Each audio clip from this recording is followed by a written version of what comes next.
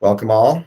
Today we are going to talk about open houses. Kyle suggested this topic last week, and I was just telling him, I don't think I can talk about open houses for 30 minutes. How am I going to get through this one? And then I was thinking back, I was like, no, open houses are amazing. I remember, and to this day, we get open houses where there's 20 people through. Blaze loves being popular at open houses. When she's not, it's definitely a bad day. Hear about it. But we've had open houses where there's literally been lines down the street and people want to know and they want access. And with technology, with technology, open houses are mandatory. We actually use it in our listing presentation. It is one of our pitches to the client. When you publish a property on the MLS, it is going to be syndicated to every real estate related website, and you know they throw open house banners on them. So it is free advertising. If everybody could please mute, that'd be awesome. It is free advertising for you guys. You have to use this functionality, technology, and it's also a way to keep your clients kind of happy, right? They want to know that you're out there grinding, working, giving the house all the exposure it needs to get sold. Launch weekend is super important, but also continue to do open houses every other weekend. There's new buyers that enter the marketplace all the time. Some of my favorite clients have, no joke, come from open houses. There are conversions that happen every single time. You can talk to brokers that have worked with me, Blaze, Jane, they will attest. This is a fact. There's data out there that suggests that the conversions from open house guests is actually stronger than Zillow leads and some of the leads that we're actually working through our lead pond. So do not discount this process. Open house is like a merchandise display. Every open house means your store is open, and the more it is open, the more leads you can get. On launch weekends, we do suggest you have at least one open house, but I do like seeing Saturday and Sunday open houses. There's been data, and I went down the rabbit hole, that suggests if you do an open house Saturday and Sunday, the demand is stronger for both days. I actually thought it would be contrary, and I get a lot of pushback from this from people I won't mention, but 2-day open houses actually provide more data, more exposure, more opportunities for buyers to come through, and both days will have better results than if you were to do it once. Okay. I'm going to go through the marketing of the property and how we do that. I'm going to go through a couple different bullets here and dissect them all on how we attack an open house.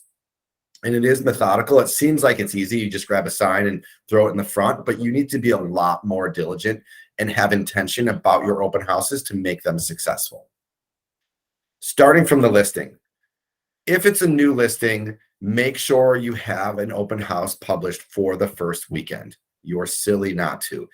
Buyers out there are, yes, working with agents, but there's a ton that are not. There's a ton that are out there cruising Zillow, Redfin, and this is an opportunity for you to be in front of a real buyer that is potentially not represented and show them who you are and what you know about the real estate business. Not only this house, but the business in general. And this breaks down exactly how that looks. So new listing, publish the listing on the open house, Saturday, Sunday, pick your time slots. There's a lot of chatter about best ones, 11 to 1, 12 to 2, 12 to 3. Do it all, right? Just move the needle a little bit. If it's a 1-bedroom or 2-bedroom condo and you think the age bracket's going to be a little bit younger, maybe don't do a 10 to 12 open house because they might be sleeping from the night before. But think about your target audience, right? Single family homes, we've had a lot of success with 10 to 12s because kids are up early and they're running around and it's something to do before lunch. If this is a listing that's been on the market for a little bit and you're maybe linking it up with a price change, what we like to do is put the open house in the MLS. It takes a little while for Zillow Redfin to catch up with the open house tags. So wait until that is published and then do your price reduction, because people are stalking listings. And if they see a price reduction and an open house, they may favorite it and come visit you. Just a little trick for the trade. We do that a lot. Definitely post on your social media. I love this idea, and I think you guys should absolutely incorporate this. If you're doing an open house, we should have a door hanger that is basically saying Mark Allen Realty, we're having an open house, and then a blank window in the middle, and it should, you could handwrite the address in there. If you do 100 to 150 handwritten addresses and walk around the neighborhood and put those on people's doors, you just might get a long-term client, not only for buy, but these are seller opportunities as well. You're putting yourself in front of these people that will potentially be buying and or selling in the near future. Every contact that walks through there is someone that's going to potentially be a client in the future. So it's just a good way to show that you're a hustler. It's a good way to get out there and, you know, stretch your legs, get some steps for the day, and add to your marketing portfolio of what you're doing for this open house. The open house hanger can be customized, and we can talk about what that looks like offline, but I really like that tactic, and it's something that we should all be doing in every neighborhood, including Chicago. It's just a door hanger, not a knocker, so you're not spending a lot of time at that person's house, just letting them know what's happening. So the marketing material at the open house, you don't want to have an entire dining room table set up of marketing material, but you definitely want to have enough stuff for people to grab and have information about the home. There's always people are going to ask a million questions. They feel like they have to about when was the roof done? When are the windows? And we do ask all of our sellers what that looks like. And we have those printouts, and we do often bring those to an open house just so you don't have to spend all your time running through dates that this person will absolutely not remember. So on my roster for printout materials, definitely the MLS printout with a floor plan on the back. And I like to print the MLS with your contact information on it, or you can staple your business card if it's not your listing. There's definitely ways to get out there and give yourself a brand while you're doing this open house. I love what Nina did last week with that swag popcorn thing. That was awesome. What a great idea. She posted that on Slack. That was fantastic. I love the giveaways. Before COVID, we would almost always have munchkins at a house just for a quick grab. I've done coffees. Don't be scared to have those in the open house. Those are great takeaways and create a really fun kind of entry-level intro to the home, and a way to greet somebody and not be intimidating. It is a job interview every single time someone walks in that door. The glossy printouts, we do have options for like a 1-page, two-sided, or a 4-page that we're working on that will give you guys an opportunity to showcase the property, potentially have your guys' information on there as well. I was searching for this company. Home Turf does a really good job at printing local area information, restaurants, parks, schools. There are people that come to open houses that are not familiar with the neighborhood. It's amazing if you are and can chat about it and have time to chat about with that person. But if not, a home turf report is fantastic. It takes a little weight off your shoulders when people are asking, where's the nearest park? What school is this? What's around here? You can just give them the home turf. It's branded again with your info, and they'll be like, this person knows what's happening. Business card and bios and must, of course. I like also having a list of other open houses in the area that are similar.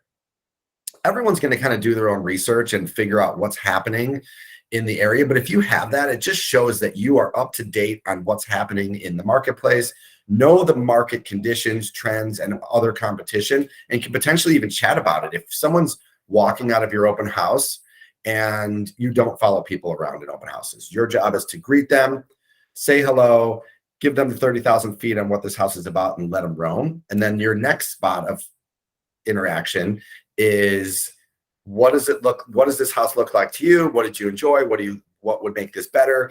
And if there's something that they mention, you could be like, oh, maybe you should check out, this property on Maple Street. It has an open concept and this one did not. So there's options for you guys to build a relationship, build rapport, and show them that you are not only representing this house, but you are an area, expert. It's not easy to do, and it takes work, but this is a great technique and a great tactic. Again, if you're already doing dozens of deals in the neighborhood, you're going to know it and it's going to roll off your tongue. But if you're not, do your homework, study, and be ready for clients, because they are going to fire away, and you want to look like you know what you're talking about. So the agent process, when you're getting to an open house, you want to arrive 15, 20 minutes early. That's obvious. Get the lights on, open the windows, open the blinds. You want to have every door unlocked, make sure that everything's accessible.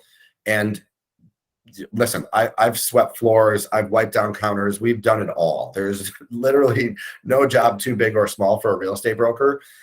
I do like, remember to unlock that garage door. I do like having music playing. If you're posted up in the front of the house, which is most likely where you should be, near the front door, because again, you're the greeter and you're the guy, the last person they want to see, have some music going, set the tone, create a little bit of an ambiance versus this stark environment where you're just, it's a little awkward meeting someone for the first time. And some people can be very standoffish. We've obviously encountered those people. Some people are warm and, want to chat with you. Be ready. Sign-in sheet is important. That is your one touch, right? That's your opportunity to get back in touch with this person. And we're going to talk about what that looks like. The sign-in sheet should be simple. It should have name, email, phone number. You don't need this person's home address or anything like that. You just want to be able to reach out to them. I do suggest you sign in first and you sign in very legibly. If people see that the first person signed in legibly, they're going to be more inclined, it's a psychological trick, to also sign in with their name, phone number, and email address versus just scribbling information, which some people love to do because they just don't want to be contacted. And we've also learned that handwritten sign-ins are better than the digital sign-ins. But if you love the digital, run with it. Greeting the guest. Like I said, you want to be up front, at the front of the house and also up front. You want to introduce yourself right away. Hi, my name is Matt. I'm hosting the open house. What's your name? Get some rapport going, build a relationship. Just like anything, you are one representing the house and yourself as a real estate broker. This person is there maybe because they're going to be selling a home and want to just check out the competition, or they're really looking for a home to buy, don't have an agent. Build rapport, get them information, and let them roam the house. Obviously, being friendly and courteous is super important. If you have a water or a takeaway, give it to them and, let them roam. If people do say they have an agent and don't want to sign in, you can absolutely ask them who their agent is and always speak highly of the other agents. This is also an opportunity to give a little dig and maybe let them know that you're, again, here to represent yourself and potentially get new business. You can ask them if their real estate broker has scheduled a strategic consultation with them. Sounds very fancy and informative, and it'll get them thinking, did my agent, talk to me about what it looks like to navigate this process? That's a good thing to do when you're following up, because you have all this information, and try and take notes quickly when you have a lull and someone walks in and you remember that little interaction, maybe where they lived, how many kids they had with them, what school they went to. You want to figure out as much as you can in a short period of time about them and take some notes. So your follow-up is very personal and what it looks like to have a relationship follow-up on email. It's not easy, but there are conversions that happen here. So be diligent. Your follow-up should happen the same day. It should be either a personal text or email and say, hey, thanks for coming to my open house. I'm Maple. It was great meeting you and your wife and kids. And, I hope you guys enjoy the open, and just build some rapport. Let them know what notes you've taken, how you want to engage them. Next steps could potentially be a meeting or some type of interaction with them outside of this property in the open house. It's, again, something that will go into your drip campaign in your CRM. That's the next step. Definitely add them to Sierra. That will be an important part of the process and giving them an opportunity to see how your follow-up looks like and give them an insight. You should also definitely, on the follow-up, send them some private listings from either the MLS or Zenlist, things that maybe their broker isn't presenting to them, so that you can be that guy that has different property and or a different insight into the marketplace. Like I said, the open houses have been super successful for us. I actually love hosting them and I love meeting new people. It's a great opportunity to, again, just be yourself and, have fun with the public.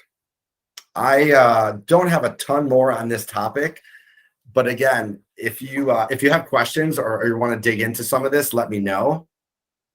I do suggest you guys host as many opens as humanly possible. It will give you confidence talking to people. It will give you just the opportunity to be in real estate. And that's the name of the game, honestly. Getting out there and being in front of people, super important. Kyle, did you have specific questions on what it looked like to be in the open house world? You kind of hit on what I had questions about, is like how aggressive the follow-up should be and when we should be following up with these potential clients. So Same day. And again, if you've met this person and you can get into some interaction and you know they live one street over and are maybe looking for more space, you can follow up, like I said, with a few listings or just some simple chatter about, I hope I see you at the park, or you live in the neighborhood. There's just easy ways to build rapport and connect with those people. Same day, for sure. yeah. Dave. Hey, Matt, this was great. Thanks. And it gave me an idea. I'm going to be in Lisle doing a open house and a new listing in a couple weeks. I'm not that familiar with the area. I like the idea of what you said about the door hangers and perhaps getting something from a local bakery or coffee shop or something and setting it up on the table to show like, hey, I'm all about Lisle or wherever it is. And I also like what you said about being the greeter and just creating the vibe. You said music. Yeah. I highly recommend investing $180 in this versus a $30 puck that doesn't sound good. Agree. Put this in the kitchen or somewhere close to a wall. And, I even have it branded from before, but Nice. Put this and get your music going. It's great about this too, is even when you get a client, you can make your own Spotify playlist. And then you give this away to the buyer or seller clients as a gift. And then you can use that as like continuous marketing as you're updating your playlist. So I highly agree with what you're saying, like creating that vibe. So when people come in, they feel comfortable. Yeah, there are some brokerages and teams that actually have the exact same playlist at every single open house, just to create that, the whole brainwashing vibe of like, this is who we are, this is our brand, this is who we want to be represented by. It's really cool. I do like the giveaways too. The giveaways are great. They're just fun. And I like the local touch. Be careful. You don't want things that are too messy at open houses. We've had some disasters. Water bottles and simple, cookies or pickups are awesome. And I love the local shop. Definitely shop local. I have one little thing to add. So whenever I do open houses in the city, if it's in a condo building where someone needs to like be buzzed in, I hang a sign up front and have the visitors call me to get in. And then that automatically has, now I have their phone number. So it kind of eliminates that awkwardness of asking them to sign in, because it's like an automatic, they need to call to get in. So just something for the city agents. It's worked for me in the past. I love that. We have had so many signs and challenges with getting people in, and I think everybody definitely puts a sign up, but I do love saving that number and making a note of who they are. Brilliant. Love it. Do you reach out to them afterwards, Nina? What's your follow-up look like? Yeah, I always reach out after that, afterwards, just thanking them for stopping by, asking if they have any feedback, and asking if they have any questions or if there's anything I can do to help them. I don't always get a response, but I do put them in my CRM, and then I just try to follow up for a few weeks. I closed one deal from an open house last year, and that was just because of that system. Love it. Instead of just asking if they have questions, give them the answer. Send them some properties that are relevant, especially if they're on the private network. You're going to see really great response when you're being proactive with clients versus being passive. And passive, I love the questions, but a lot of times you're not going to get answers because it feels like it's work for them. Don't make them work for you. Work for them. give them information that they may not already have and be that proactive broker. But I love it, Nina. Great job on putting yourself out there, one, and wanting to do open houses, because you can and will convert people. Absolutely. Thank you.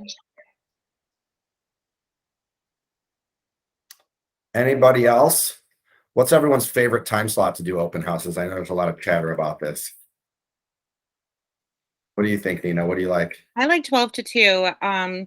People can stop by after breakfast, or they can stop, I think people are more out and about during those times. But I think you're correct in that, like, the style of the home serves a better opportunity, whether you're going after families or if you're going after that younger buyer. So keeping that in mind, I think, is a good idea. Yeah, and also it was timing. When I was doing tons of deals, there was many, many, many weekends where Saturday looked like 10 to 12 open house and then 1 to 3 open house, stacked and stacked. That was just my life every single weekend, Saturday and Sunday, running from open house to open house and then showing privately on outside of those windows.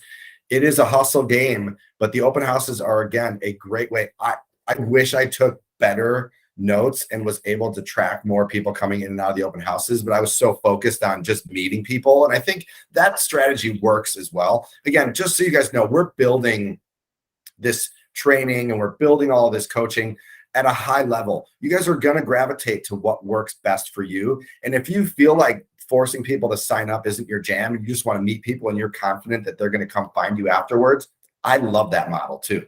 Just be confident at the open house and do what feels best to you. Blaze was on a showing the other day, not an open house, a showing, and she's very educated. She's been in hundreds and hundreds of properties and involved in so many deals. The buyers contacted her after the showing and said they wanted to work with her because she knew so much more about real estate than their agent.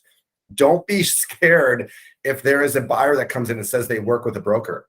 That doesn't mean anything, you guys. Having the skills to navigate this system and be a really responsive, hyper-educated broker in this business will get you deals all the time. If you sit back and you're really quiet and not giving them your full energy, your full attention, and all of your information, it's not going to work. So go there, be ready, and have your A game on. Some of them are tough. I get it. Like I said, we've had lines down the street and we've had open houses where nobody shows up, and those are tough. One thing I wanted to mention with open houses and with clients, you definitely want to let your client know what it looks like to have an open house, that it should be show ready. Clients have always have asked me, what does it look like to have a successful open house? To me, 4 to 5 guests at an open house is a successful open house, and it's a good metric to give to your clients. Okay. If they are under 5 people, guest groups, whatever you want to call them, that come through an open house, little lackluster, and maybe it would have been better at a different price point. It's a good gauge, especially on week 1. If it's over that, you are doing really well in the marketplace, you're priced right, and there's high demand. Something that I get a lot of questions on. Definitely after the open house, shut everything down, lock everything up, leave it as you found it, and report back to the clients. Definitely let them know that you had X number of guests there. People were chatting about this. There was really great energy. Let them know what you did and how it went. The signage is important out front. Some people love the balloons. Some people put them on busier streets. It just depends on how you want to attack it. I definitely think a couple signs helps, but everyone that is coming to that open house is most likely there and knows that it's there, unless they're just driving through the neighborhood, and those are cool too. We love the looky-loos and nosy neighbors. Definitely give them your attention as well, because everybody is a potential client. Having chatter with people, it's just fun of the game. So enjoy that, guys. Enjoy it. Don't be scared. Get out and host as many opens as you possibly can. It will boost your business for sure. Matt, can you talk a little? Yep. Can you talk a little bit about how you do probably 2 flats, 3 flats? I find that especially if I'm listing a 3 flat, a little bit more. Great question. Yeah. It's a great question. We've done a ton of those. And obviously they're going to be tenant occupied, or at least 1 or 2 will be tenant occupied. You have to get them comfortable with the process. It is not uncommon for us to have 2 brokers at an open house for multi-unit properties. We want them to understand that we are there. We definitely tell them, hey, this is an open house, put your valuables away. We don't have theft problems typically, but it's usually some people that are walking by and see an iPad or something like that. You want to avoid any of that nonsense. Hide your jewelry, hide your electronics. We let them know that we're there to monitor, but we can't follow everybody. We almost always have 2 brokers on site roaming through the property, one greeting them outside, at the front and letting them know what they can expect when they get in there, and that there's other brokers there to answer questions. But great question. We do this all the time. Listen, listing and showing multi-units are a different breed. Having the open house is still super important. If you can, get everybody on board, I strongly suggest it. Thanks. That's what I was going to ask, if you guys team up at all to do even the single family open houses, or if you do them by yourselves. You don't want to have too many people there. I feel like it gets confusing. I almost have never had multiple brokers at a single property unless it's a multi-unit. Sometimes there's mortgage brokers that want to sit with you and try and meet people. Great. If you have a relationship that works, you can pull that off. I never did it. I just found them to be a distraction. But I'm not opposed to it. I really am not. Anyone else? I also let people know, when you're getting your feet wet in this business, go visit open houses. That's how you're going to learn about the marketplace. It's been on a lot of my calls early on. If you want to become an area expert, there's no better way than to start getting out and seeing property. And it's a cheap and easy way to do it. You're not bothering the broker. They're already open. They love having guests come through. You can make things up and say, oh, I'm previewing for my clients. So they'll give you a little extra attention and give you a little more information about the house, treat you special. Great. It's also a way to kind of build your rapport. Learn from other brokers, right? We're not creating the wheel. A lot of my chatter and a lot of my information has been learned, right? I don't know everything, and I didn't know everything when I started, but when I was out there touring houses, I would listen to what listing brokers were saying, listen to what other buyers agents were saying while I was the listing agent. If you want to learn about the business, go be in the business. Go to some open houses. Broker opens, we have the technology to show you what it looks like to search for broker opens. If you're around on a Tuesday afternoon and you want to grab a free bite to eat and learn about properties, plenty of broker opens out there where you can go and be a local area expert and learn about your neighborhood.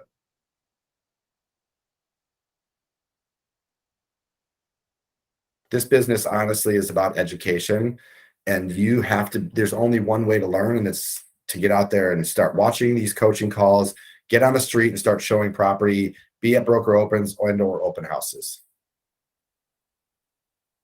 Any other questions?